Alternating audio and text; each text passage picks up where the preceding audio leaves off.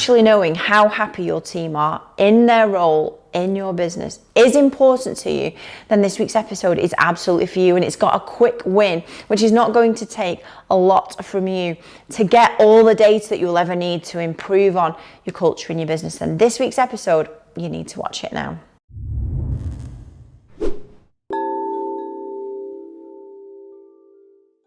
Hello, it's Emma and Ralph here this week for episode 203 of MiTV. If ever there was a way to celebrate getting into the 200s, it surely has to be having Ralph back on the screen. I get emails now still asking, where is Ralph? When is he coming back? Why is he not allowed on the screen anymore? To be fair, where we've been recording is not dog friendly, so that is one of the reasons why Ralph hasn't been in it. But we're at home today, so yeah, Ralph is back on the screens, and today myself and Ralph are talking about how to know, ways to help you to know that your team is happy. Now, the team at MyPA, that is probably one of our things that I feel like we are known for, that we try and do a lot of things, yes Ralph, to create a good culture. And it's absolutely, like, it's crazy how different it is as the business grows to maintain that. Like it's obviously, it's like, it's something we work hard at, it takes a lot of work, and it's something that we are getting better at understanding, because from being at 10 staff to 20 staff to 30 staff, the changes that happen, there's lots. And so, and Daniel Priestley always summed it up really well for me. And I didn't know it was going to happen until it does. And then you realise he's absolutely right, and all these things happen. It's like when you're at 1 to 10 staff, you're a family. You go out together, you know each other really, really well. You spend all day together with these 10 people. Hopefully you get on well, which we always have at MyPA. And it's family. Everybody knows their position, what they're doing, who's doing what. It's tight. From 10 to 20, well, more like 12 to 20, definitely like that 13th person onwards, things start to change, just little things.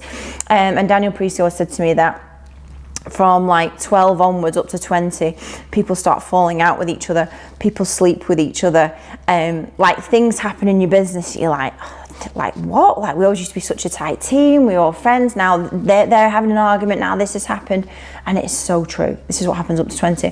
When you get up to 30, it's just like every single day is like, right, that's happened, wow, that's happened, okay. Like, there's just stuff all the time. There's just so many people with, you know, different personalities, lives, and it's a real it's a real strategy in itself to keep a really good culture going. And so when you're at that 1 to 10 mark, for me, it's much easier. You would think, a good inkling and understanding of whether people are happy, what people don't like, what you're not doing well, what you can improve on. Like, you have that direct every day with these people, don't you? You're talking to them. As it gets bigger, one thing that we're very aware of at MyPA, it's just harder to know what people are really thinking, because you don't talk to these people all of the time, every single day. There are people you might say hello to once a week, every couple of weeks. And so we've been looking for a solution that helps us to collate more information without having to literally, like, you'd have to talk to every single person every day to know where people are at in their enjoyment of their role, of their job, in frustrations. And so I have to make a massive shout out to my accountant, Martin Horton of Rivington Accountants. He suggested this piece of software to me. So today is going to be a really great implementable piece of software that I know you are going to love.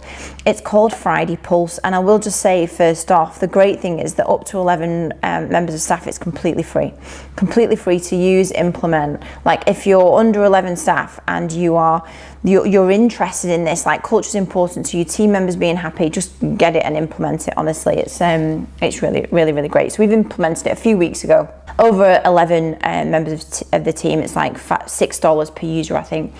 So what it does ultimately is every Friday at 2 o'clock, it sends out a questionnaire, not like a long questionnaire, obviously, but questions to your team. Everybody gets the same team. You can split them up into teams within it. So you might have like accounts, operations, fitters, whatever that looks like. You can split them up so you can get more knowledge and understanding of how different areas of the business, their happiness levels.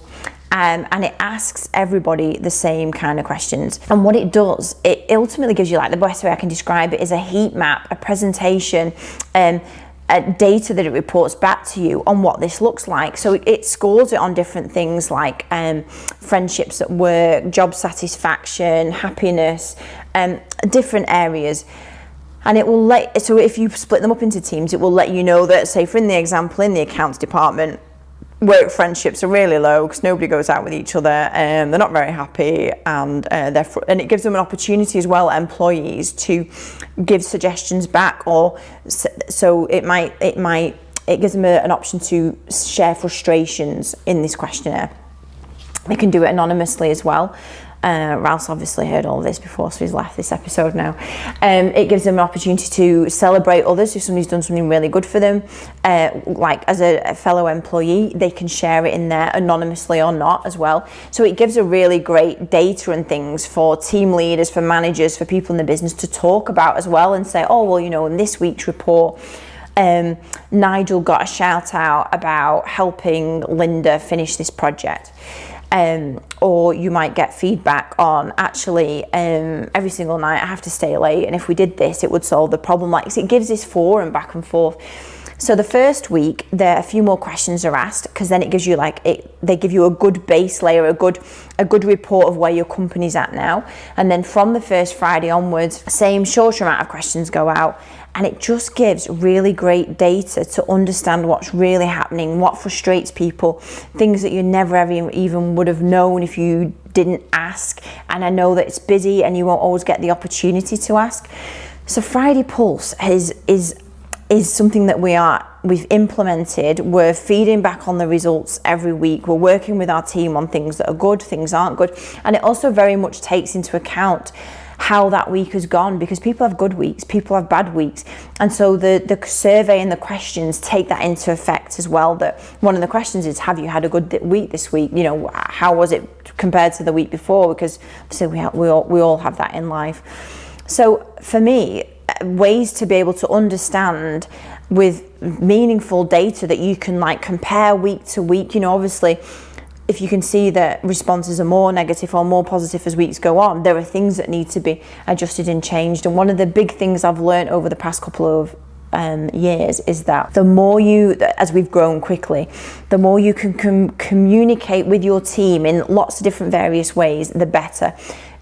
Like having no communication, or you knowing that you're doing stuff but the rest of the team not knowing that things are happening, can be really, really detrimental. Even if you know you're doing stuff and it's going to move forward, you have to continually communicate with everybody in the team. So the more levels and layers of things you can do that with, the better.